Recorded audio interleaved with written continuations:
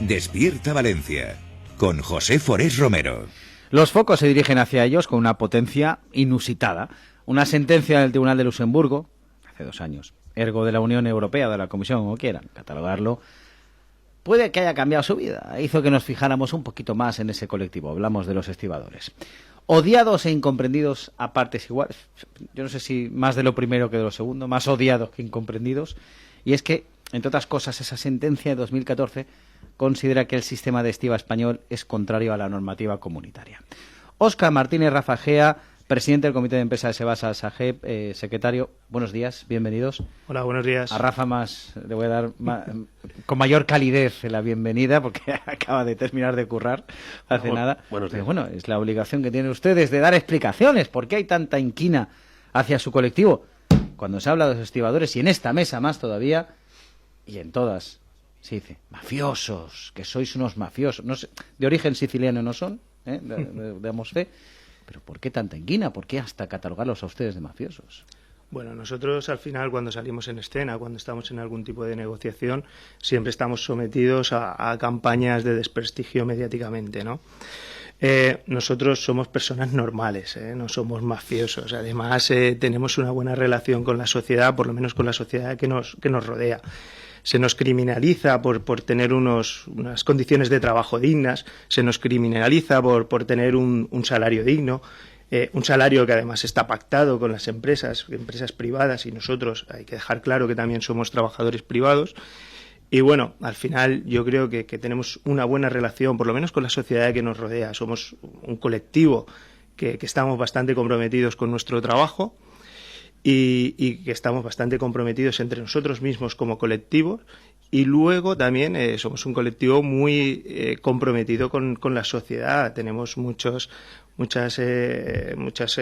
realizamos muchos actos benéficos y bueno, en esto estamos trabajando.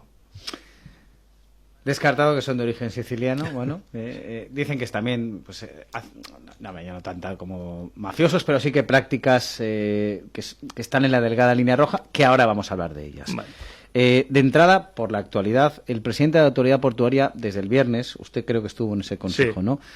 Deslizó que ustedes estaban haciendo, pues, medidas de presión, más allá de la huelga, más allá de la desconvocatoria de la huelga que habían. Se ha hablado de reducción, de ralentización del trabajo. ¿Es cierto? A ver, como comentaba Óscar, nuestro salario está ligado a la productividad. De ahí viene nuestro bajo salario. Si hay muchos barcos, como estamos sufriendo, bueno, estamos teniendo ahora en el puerto de Valencia mucho tráfico de contenedores en nuestro caso, nuestro salario y la productividad son muy altos. ¿Qué sucede? Que nosotros partimos de un salario base aceptable, muy de acuerdo a lo que se cobra en el sector, y en base a que trabajamos muchas nocturnidades, muchas festividades y manipulamos mucha mercancía, ese salario se puede ver multiplicado. ¿Qué sucede? Que como al final el salario te va en la cantidad de cajitas que mueves, vamos trabajando muy por encima del 100%. Tanto es así que a veces incluso descuidamos las medidas de seguridad. El año pasado fallecieron dos compañeros en el puerto de Valencia, 7 en todo el Estado español, y lo que estamos haciendo ahora, bajo la amenaza de un posible despido de la totalidad de los 6.500 trabajadores de la estiba de España, es cuidar al máximo las medidas de seguridad. Ya no vamos a trabajar con tanta alegría o con tanta motivación. O sea, que sí que hay una ralentización de la carga, de la productividad. Hay un cuidado al máximo de las medidas de seguridad y atendemos a lo que sucede en nuestro convenio. No te lo voy a reconocer porque no es cierto. No, vale, pues ya está. Es que no es cierto. No hay una ralentización. Mañana martes se retoman las negociaciones, sí, ¿vale? En principio es entre las empresas y vosotros, pero el Ministerio de Fomento anda por ahí como garante no sé si garante o parte implicada del asunto, porque al final es el que el viernes se supone tiene que aprobar la reforma, por mor de la sentencia. ¿Va a establecerse una nueva bandera blanca? ¿Va a haber una nueva bandera blanca? ¿Va a haber una nueva moratoria? ¿Ustedes creen que en 3 días lo que no han alcanzado en 2 años, empresas y trabajadores, va a haber acuerdo ahora? Nuestra coordinadora, que es el sindicato que representamos al fin y al cabo, y el resto de sindicatos del mismo modo, vamos a hacer todo lo que esté en nuestra mano para que sí sea. Lo único es que un gobierno que ha estado 2 años sin preocuparse demasiado por todo este conflicto y otros 2 años anteriores a la sentencia, en el que en el 2012 sale el dictamen motivado y hasta el 2014 no hay sentencia de Luxemburgo, 4 años sin ningún interés y pretenden que lo resolvamos en una semana, nos parece un poco prematuro. Lo que estamos pidiendo es que se retire el Real Decreto, que se tramite como una ley normal, como se tramitó la ley del 2010, una ley consensuada entre trabajadores, empresas y los 2 grandes partidos del gobierno, PP y PSOE, en la que podamos participar. Qué bien has dicho, de los 2 partidos del gobierno. Sí. Qué bien has dicho. Perdón, paréntesis, adelante. No, eso, que queremos que se tramite como una ley normal en la que nos permita consensuar las medidas. Pero no parece que vaya a ser ese el camino. En cualquier caso, a ver si lo intentamos explicar de la mejor manera posible. Si llegan ustedes a un acuerdo con las empresas, ¿cuál es el problema? O sea, quiero decir, si se llega a un acuerdo de empresas, los que tienen que pagar, ¿no? Uh-huh. ¿Y ustedes? ¿Qué tiene que hacer el gobierno en ese mar, con ese contexto? Salvo acatar la sentencia de la Unión Europea. Sí, la obligación, lo primero es dejar claro que nosotros estamos por la labor de acatar la sentencia y tenemos que buscar un sistema que ello lo haga, ¿no? En estos momentos no tendrían que hacer nada, o sea, tendríamos que llegar a un acuerdo, sobre todo para mantener el trabajo de los 6.150 estibadores o casi 6.200, subrogar cuáles son sus condiciones de trabajo y poder mantener los puestos de empleo. O sea, que la única cuestión es que se respeten los derechos adquiridos, sí. Los derechos que ya tenéis. Sí, lo que estamos buscando, incluso el sueldo podemos llegar a pactarlo, no estamos hablando de que has estado trabajando durante los últimos 20 años con 6.500 trabajadores, por dar cifras redondas, y ahora quieres tirarlos a la calle para que ese trabajo lo gestionen las empresas de trabajo temporal y que habilitemos a las tripulaciones de los barcos a hacer nuestro trabajo. Nos parece que no. ¿Cómo? ¿Las tripulaciones de los bancos qué? Sí, ¿Los barcos entre el famoso Real Decreto que plantea el ministro de la Serna, hay un apartado que ya venía incluido en las antiguas directrices europeas que se rechazaron en el 2003 y en el 2006, que incluye la autoasistencia. La autoasistencia determina que determinados trabajos que en la actualidad vienen desarrollando los estibadores portuarios de los puertos españoles puedan ser desarrollados por las marinerías que vienen a bordo, de las cuales desconocemos su nacionalidad. Vale, con la sentencia y la reforma en mano, las empresas estibadoras podrían contratar libremente a sus trabajadores, ¿no? Y además podrían entrar estibadores de la Unión Europea, esto es como el fútbol, ¿no? La sentencia Bosman, ¿no? Sí. El caso Bosman. En el mercado español, algo que no sucedía hasta ahora. ¿Eso es inevitable? ¿Ustedes van a aceptar eso porque parece ser que todo va encaminado? Porque la Unión Europea dijo que hay que ir por ahí. ¿Ustedes qué van a hacer? Mientras cumplan los requisitos que se nos exigen a nosotros no tenemos ningún problema que acceda a la profesión quien considere la sentencia. Como decía Óscar, no podemos ir en contra de una sentencia de Luxemburgo, estamos dispuestos a aceptarla.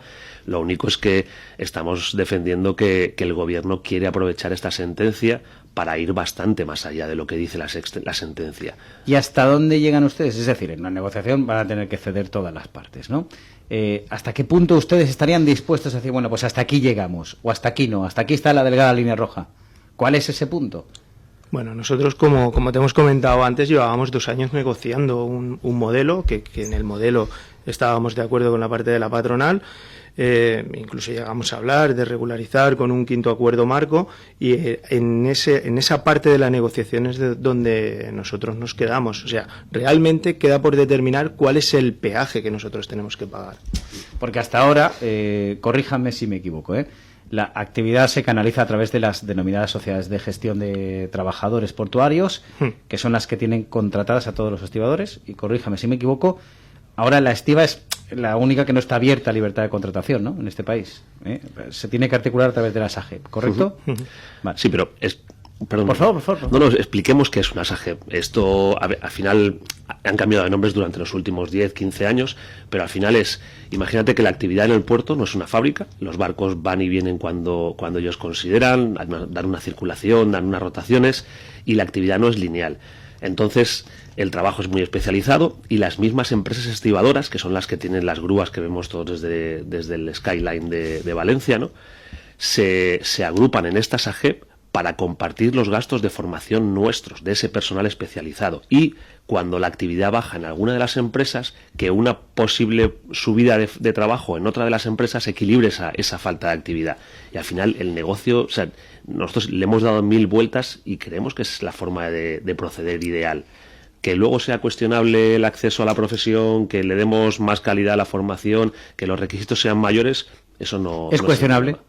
Es decir, en una de las acusaciones cuando barras de bar y tertulias varias, incluso de nivel, como es este programa, se dice, no, es que prácticamente contratan de padres a hijos, es una presión familiar. ¿Es esto cierto? A ver, es cuestionable el sistema, todo es cuestionable, ¿vale? Pero lo que no podemos perder de vista es la realidad. Tenemos los puertos españoles en récords históricos y los puertos del Mediterráneo, Valencia está muy bien posicionado, al igual que Algeciras.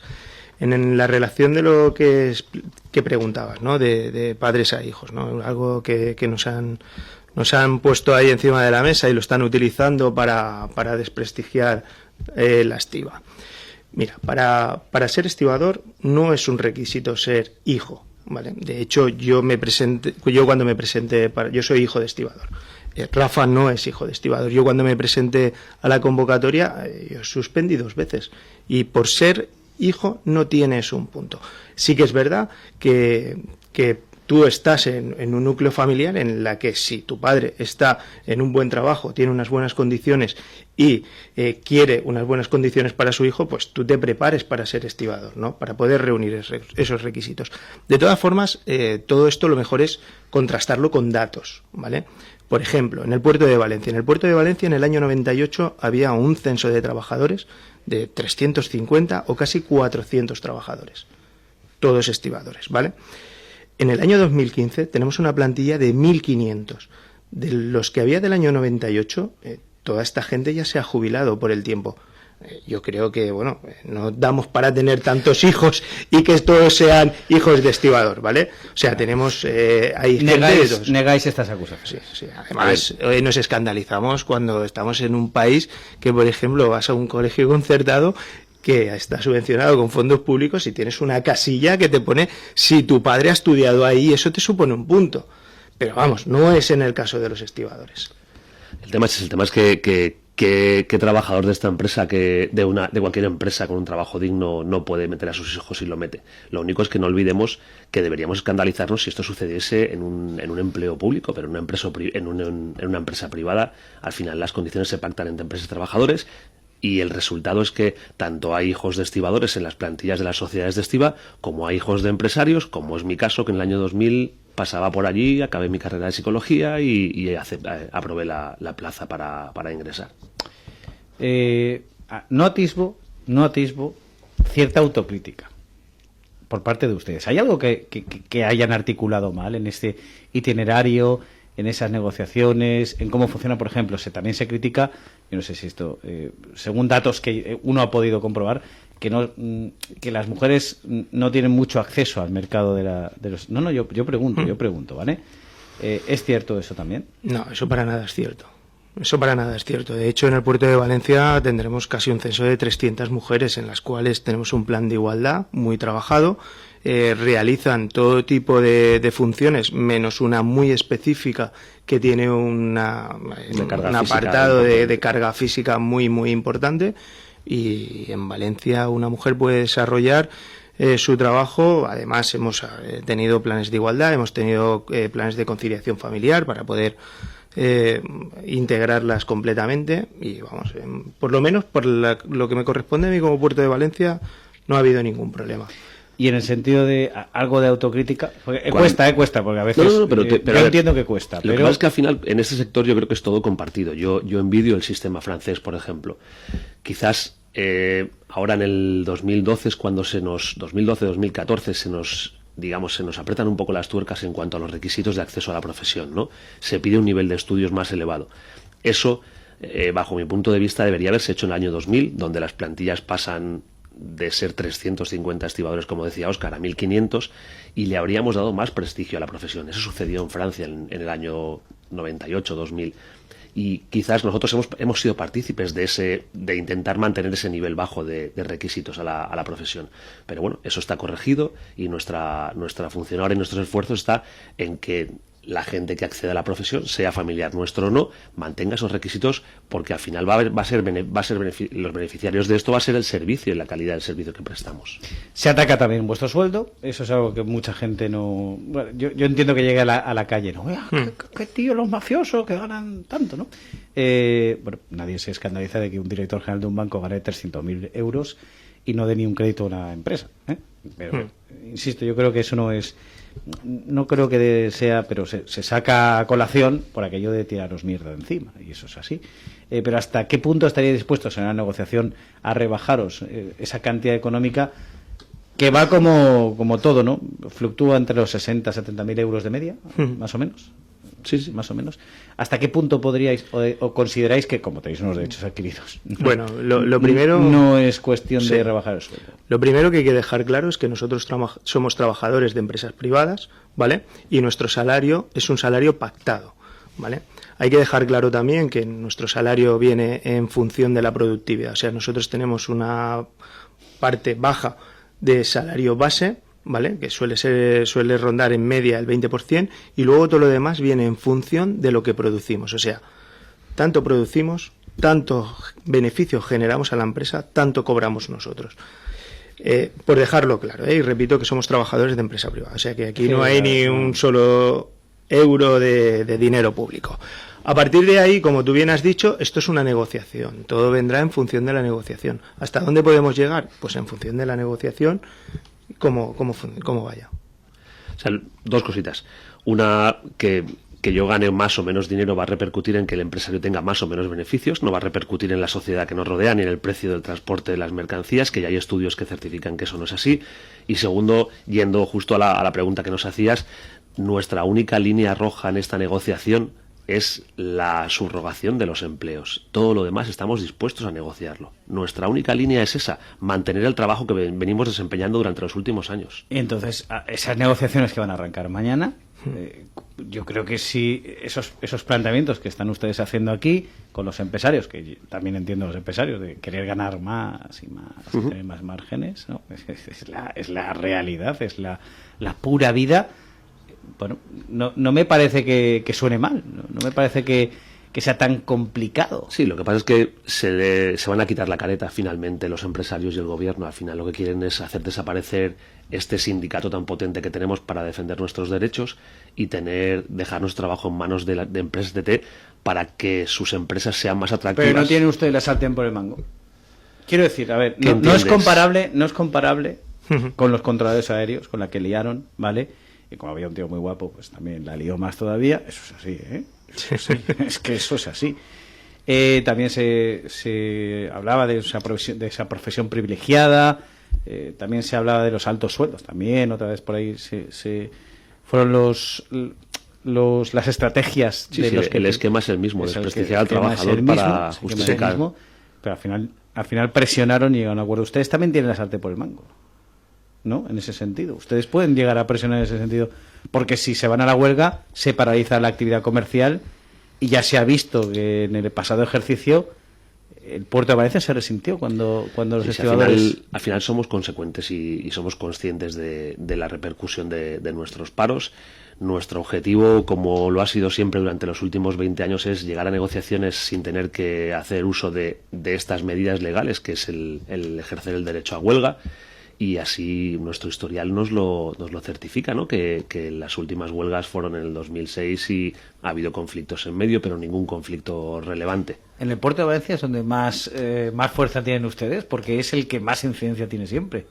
No, porque te lo digo, sí, Rafa. Te lo digo por datos. Algeciras, por ejemplo, el sindicato está mucho más unificado que el nuestro. En el nuestro hay un poco más de división, pero bueno, al final, en estos casos, al final nos unimos siempre. Es normal, ¿no? Que cuando te atacan desde fuera te unas como una piña. Pero alguien lo ve desde fuera de Valencia, de la comunidad, y dice, ahí sí que está. La peculiaridad viene dada por el tipo de tráfico que tiene Valencia. Algeciras es 95% tránsito. Tránsito son contenedores que bajan de un barco barco y suben a otro, no entran en tierra, digamos, no es mercancía que entra en el Estado español.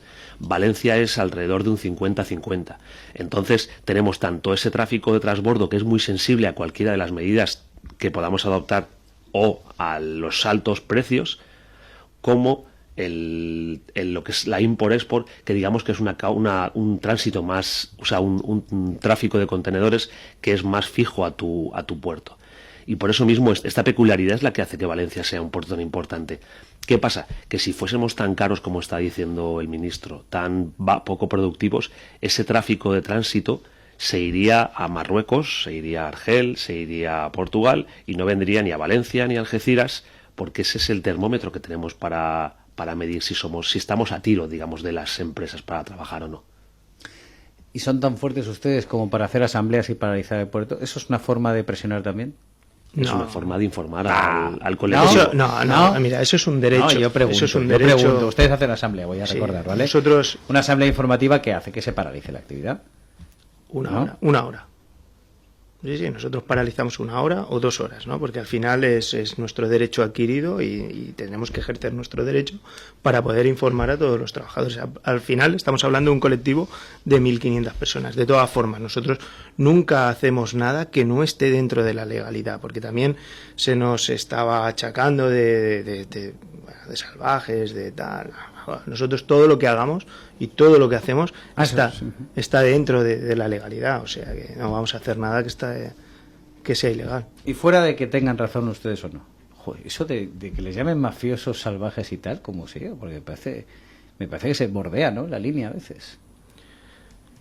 Les invitamos a que vengan a uno de los actos solidarios que hacemos cada 1 de mayo en los recintos portuarios y verán la cara amable que tenemos también, no solo la que está vendiendo el gobierno a través de los medios de comunicación de mafiosos. Yo creo que al final la gente tampoco tiene claro, se piensa que nosotros somos funcionarios o se piensa que estamos utilizando la sociedad para el puerto, para el propio provecho. No es así.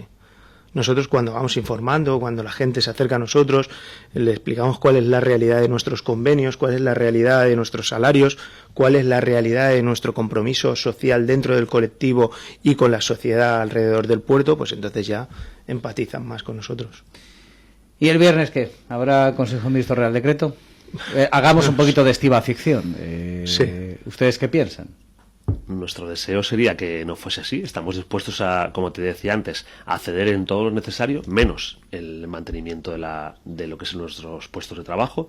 En todo lo demás estamos dispuestos a llegar a cualquier consenso, pero... Hasta Vicente Boluda les echó una mano públicamente. Pero sí, es que ahí ves la gran diferencia que hay en este sector. Nosotros hemos recabado cartas de apoyo de las empresas y entonces te das cuenta de todo el que es empresa estibadora de toda la vida, por llamarlo de alguna manera, entre los que está Vicente Boluda, nos apoya y nos conoce. O sea, cuando en la balanza pones lo que supone todo este conflicto y todo lo que van a conseguir a cambio, el estibador de toda la vida, el empresario estibador de toda la vida, no está dispuesto a entrar en este conflicto, ni en esta reforma que plantea el gobierno. ¿Quiénes son los que están detrás de toda esta reforma? ¿Quiénes son? Los nuevos empresarios que han accedido a todos los puertos españoles, entre ellos JP Morgan, que son fondos de inversión un poco oscuros. Todos hemos leído en prensa estas últimas semanas las multas que le han puesto a JP Morgan y la irrupción de estos agentes en el sector es la que está llevando a esta inestabilidad. Ellos son los primeros responsables, conjunto con el gobierno, del posible paro de los puertos. Pues esto siempre ganan. Bueno, veremos si... Yo se lo digo. Confiamos que no sea así. Yo se lo digo. Sí, es triste. Estos son los apellidos que siempre ganan. Me toca las narices por eso, porque al final la sociedad está planteada para defender a los grandes empresarios y unos trabajadores que creo que somos ejemplos de unidad sindical y de hacer un buen trabajo. Estamos siendo atacados como otros muchos colectivos en el pasado. Bueno, pues muchas gracias por haber dado explicaciones aquí en CV Radio. Óscar Martínez, presidente del Comité de Empresa Sebasa Sajep, y Rafa Gea. Muchísimas gracias, sobre todo Rafa. Muy bien. Que había de trabajar. Que había de trabajar y ahora seguir. No me veis la cara, pero tengo cara de sueño, pero bueno. Sí. Aquí gracias. Es que somos muy contra el streaming y estas cosas, porque esto es la radio y la magia de la radio, pero sí lleva una buena cara. Óscar, Rafa, muchísimas gracias. Muchas gracias. Buenos días. 8:54.